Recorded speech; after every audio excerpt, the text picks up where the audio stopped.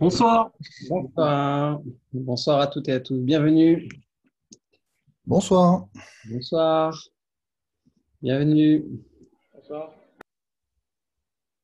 Hop. On va faire rentrer tout le monde tranquillement. Bonsoir Gilles, comment ça va? Ça va et toi, Manu? Ça va, super. Quand est-ce Depuis qu'on retourne, quand est-ce qu'on retourne en Bourgogne là? quand tu veux. Je suis chaud. Ça y est, bon, ben, on va revivre un peu là, hein, normalement en théorie là. Donc, on va pouvoir faire ça. Hein. Ça a l'air de bouger. Tout le monde. Ouais. Puis comme la viticulture est un petit peu en ralenti à cause du froid là. Ouais. Hop. Bienvenue à toutes et à tous. Je vous laisse vous connecter tranquillement, ouvrir vos bouteilles, prendre évidemment les outils qu'il faut. Salut Dominique, bienvenue. Dans la Bresse là? Je Toujours. t'entends pas. Ouais, t'es toujours dans la Bresse? Bonjour, Manu. Oui, ça Toujours. va. Le soleil. Bon, et t'as de la chance, hein. On attend le soleil avec impatience. J'étais en Champagne ce matin et ils attendent le soleil eux aussi. Donc, Bon, il va venir. en tout cas, ça serait une vendange assez tardive sûrement.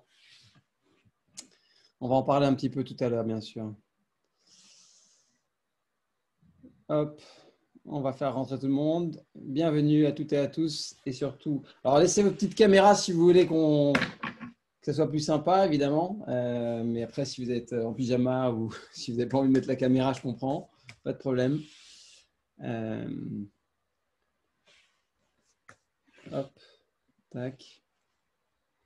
Bienvenue.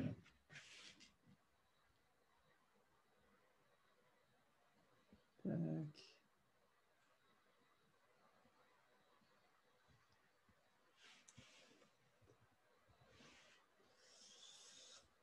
OK. Eh bien, écoutez, on va attendre encore, on va dire, allez, 2, 3 petites minutes pour commencer ce nouveau cours autour de ce deuxième thème Back to Basics. J'espère que vous allez passer toutes et tous un bon moment. On va admettre toutes les personnes qui nous rejoignent là dans l'assemblée et puis dans quelques instants, on va débuter. Hop, tac, tac.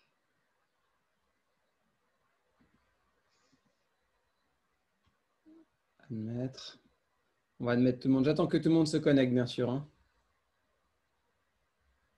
Hop,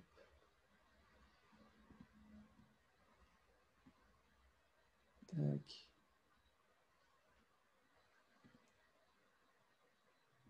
Hop.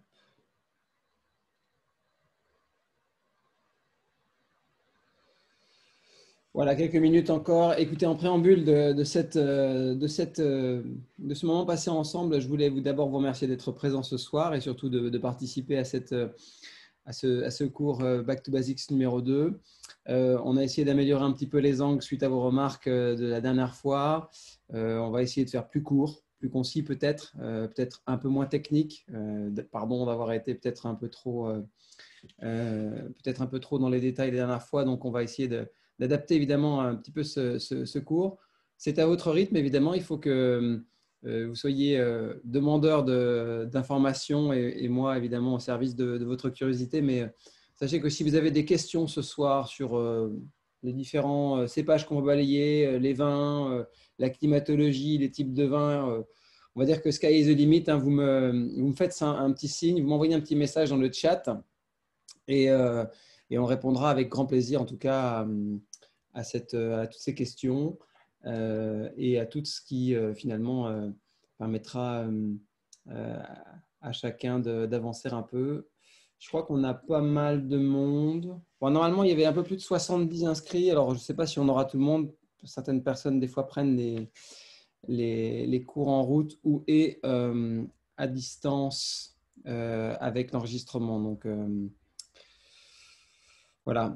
Alors, qu'est-ce que j'aimerais vous dire pour terminer? Après, je vais vérifier que tout le monde se connecte. Qu'est-ce que je peux vous dire? Eh bien, évidemment que nous avons hâte, évidemment, comme un petit peu tout le monde ici chez Chef-d'œuvre, de vous retrouver physiquement. On va voir un petit peu comment le mois de juin ou le mois de juillet s'articule, mais si on a la possibilité de faire peut-être un événement en terrasse, on le fera. Vous dire également que si on peut reprendre en intérieur parce que la situation sanitaire le permet, eh bien, on reprendra certainement les cours en présentiel chez Chef-d'œuvre avec grand plaisir et on essaiera de voir si c'est faisable sur juillet. Mais écoutez, tout semble aller un petit peu mieux, mine de rien, et j'espère que d'ici voilà, le mois de septembre, on pourra, en dehors de ces cours qui devraient un petit peu perdurer à distance, on aura certainement l'occasion de reprendre l'événementiel. Voilà, il y a encore des personnes qui rentrent et je pense qu'on va commencer tous ensemble autour de cette soirée. On en parlera un petit peu tout à l'heure, mais sachez que pour le mois de juin, on a décidé de vous emmener un petit peu au soleil. Le mois de juin sera autour du vignoble corse. Donc, ça sera intéressant de parler un petit peu on va dire de l'évolution de cette région.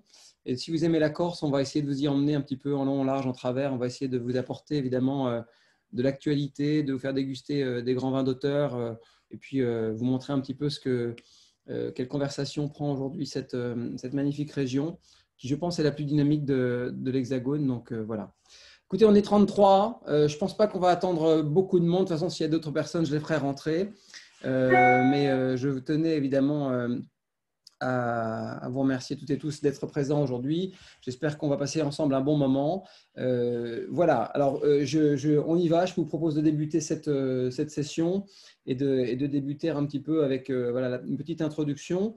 Alors, pour les personnes qui nous rejoignent pour la première fois autour de ce cours, eh bien évidemment, sachez tout simplement que ces cours, ce n'est pas vraiment un cours d'œnologie. Il y a encore des personnes voilà, qui nous rejoignent. Ce n'est pas vraiment un cours d'œnologie comme vous pourriez l'imaginer avec des présentations, des slides, des choses comme ça, même si on va mettre un petit peu de documentation à votre disposition sur ce cours. L'idée, c'est vraiment de vous faire d'abord de vous permettre de passer un bon moment autour de beaux flacons, de comprendre un petit peu les codes des différents vins que l'on va déguster ce soir, de saisir évidemment un petit peu les contours de tout ce qui forge la singularité de chaque cépage, de voir un petit peu l'interprétation par le sol, mais aussi par le millésime, et puis surtout la signature du domaine qui, des fois, peut être un petit peu perceptible dans certains traits, dans certaines nuances. Donc l'idée, c'est bien sûr que l'on arrive à tisser autour de quelques informations un peu basiques tout votre ADN logique, qu'on arrive un petit peu à vous faire mettre des mots sur des sens et surtout après à comparer des plaisirs.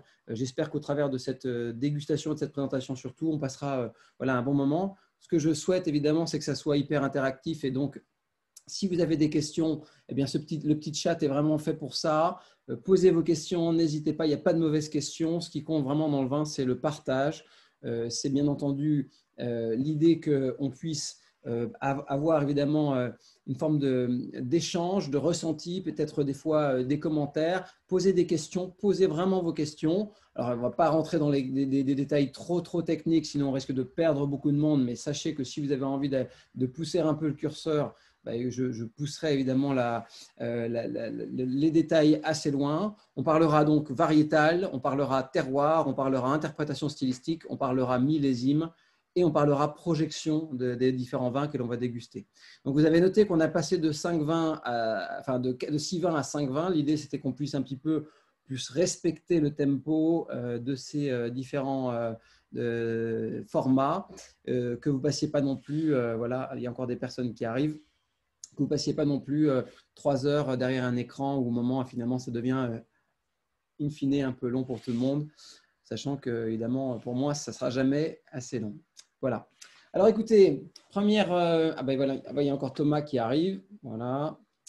Écoutez, on est 36. Ça devrait être la moyenne de ce soir, mais peut-être s'il y a d'autres personnes qui nous rejoignent, en tout cas, on les prendra au vol. Voilà. Bienvenue à toutes et à tous, en tout cas. Alors… je vous propose de rentrer dans le dur directement. Il y a encore des personnes qui arrivent, vous voyez.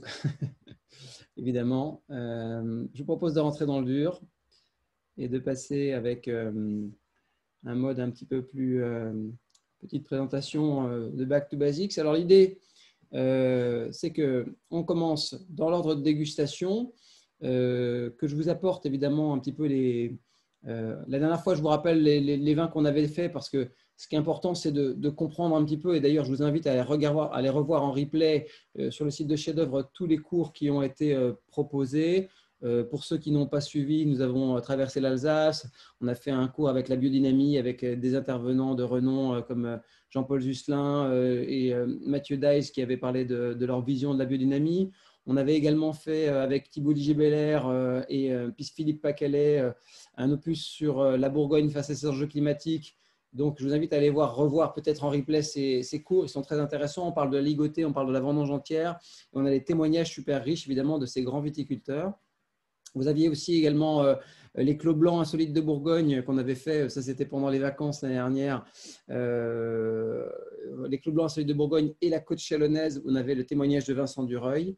Et puis, évidemment, on a fait quelques cours différents que vous pourrez tous retrouver sur le site de Chef d'œuvre. Évidemment, ce sont des échanges assez intéressants, des fois avec les témoignages. On avait même fait un aussi, pour ceux qui ont envie de se pencher sur l'art de l'élevage. Voilà, on avait fait un cours sur l'art de l'élevage en barrique. Il y avait la tonnerie François Frère qui avait participé et qui nous avait un petit peu stimulé autour de tout cet art de l'élevage qui est finalement quelque chose de très singulier. Alors, commençons évidemment ce cours dès maintenant. Et voilà, vous avez le petit chat en bas. Posez vos questions, soyez sans filtre et dites-moi vraiment quand est-ce que vous souhaitez que je m'arrête. Je vous propose de commencer. On fait un petit tour avec cette bouteille de Riesling du Clos Liebenberg de la famille Jusselin. Alors, si on a choisi le Riesling là, c'est pour prolonger bien sûr les différents cépages que l'on a dégustés dans le cours précédent. On avait parlé du Chardonnay, du Chenin, de la Syrah, du Pinot Noir avec un Volnay, etc. Là, on va faire donc un grand tour en Alsace, un tour à Sancerre et un tour à Belley donc pour déguster un peu de Vermentino. Donc, c'est les 3 vins de ce soir. C'est un peu les témoins, évidemment, de tous les messages qu'on va essayer de vous passer ce soir. Ce qu'on va essayer de faire tout simplement, c'est de vous donner les codes aromatiques de cette dimension variétale des bars, au départ, de parler un petit peu du terroir et du prisme, et puis après de la signature de l'homme et peut-être un peu du millésime. Voilà, donc on commence avec le Riesling. Si j'ai fait ce choix, c'est parce que je trouve que les 3 cépages qu'on va déguster ce soir ont un fil conducteur. Un fil conducteur sur l'agrume, un fil conducteur des fois sur les notes d'infusion de plantes, un fil conducteur, enfin, c'est des très très beaux calques également des terroirs qui font naître les vins. Et on va passer donc de l'agrume à l'amertume. Il y a encore des personnes qui nous rejoignent. On va passer de l'agrume à l'amertume. On va passer dans différents types de sensations tactiles, de densité, de concentration et de relief, ce qui vont être assez intéressants. Parce que si je les ai mis aussi en introduction comme ça, et je terminerai comme ça, les uns avec les autres, c'est parce que souvent, quand ces vins vieillissent et se minéralisent, on a tendance à les confondre. Un vieux Riesling, d'un vieux Sauvignon, d'un vieux Vermentino, des fois, ça a des connotations un petit peu familiales. Voilà, il arrive que le Vermentino pétrole un peu, il arrive que les notes, que certains Sauvignons tirent un petit peu sur cette note d'agrumes confit. Donc, c'est intéressant évidemment de savoir ça en préambule de la dégustation qu'on va faire tous ensemble. Alors, allons-y, on va parler évidemment Riesling avec cette première introduction à ce cours Back to Basics numéro 2. L'idée, c'est bien sûr que vous puissiez en même temps profiter, que j'évoque la cuvée, que vous puissiez un petit peu profiter de ce que vous avez. Donc, toutes les personnes qui ont bien sûr cette bouteille à la maison, allez-y, ouvrez-la. N'hésitez pas à carafer un petit peu cette bouteille. Hein, c'est un domaine qui protège peu les vents en soufre, mais qui met un peu de gaz carbonique. Donc, là, on va déguster un 2016 du Clos Liebenberg. Ça mérite un petit peu d'air, ça mérite un petit peu de conversation et surtout de ne pas être servi trop froid. Hein. Ça, c'est mon conseil également pour que vous puissiez vraiment en apprécier tous les contours et la densité. Alors, petit tour, on va parler un petit peu du Riesling dans sa dimension un petit peu, on va dire, scolaire. Le Riesling, c'est… là, j'ai pris les textes qui sont évidemment très lisibles sur le site du Comité interprofessionnel des vins d'Alsace. Si vous penchez vraiment sur le Riesling, vous apprécierez évidemment ses codes, sa luminosité, sa densité de robe, des fois quand il est bien mûr. Souvent, c'est plus pâle que ça. On va parler un petit peu des robes, hein, évidemment. Ça peut être beaucoup plus pâle que ça. Tout dépend du rendement, tout dépend de la maturité des baies. C'est toujours difficile de faire des grandes synthèses d'un point de vue chromatique de ce que peuvent offrir évidemment les cépages, mais ce qui compte évidemment, c'est d'en prendre évidemment un bon benchmark, une bonne essence pour voir un petit peu ces codes-là. Et donc, quand vous êtes sur un beau Riesling qui a voilà, 5-6 ans, avec une bonne maturité, un peu de concentration, eh bien, vous avez évidemment dans le verre, vous avez tout de suite évidemment les résultats. Alors, quand vous allez vous pencher un petit peu sur les différents Riesling que vous allez déguster, ce que je vous invite à faire, c'est vraiment à regarder un petit peu d'abord l'équilibre des vins selon le pays ou la région qui fait naître ce vin. Il est clair que on ne peut pas faire des grandes synthèses quand on parle d'une dimension péléographique du Riesling, par exemple, si on parle du Riesling en Autriche ou du Riesling en Allemagne, en Moselle, dans le Rheingau ou alors en Alsace, c'est déjà à la base des états d'esprit, c'est des styles de vin différents.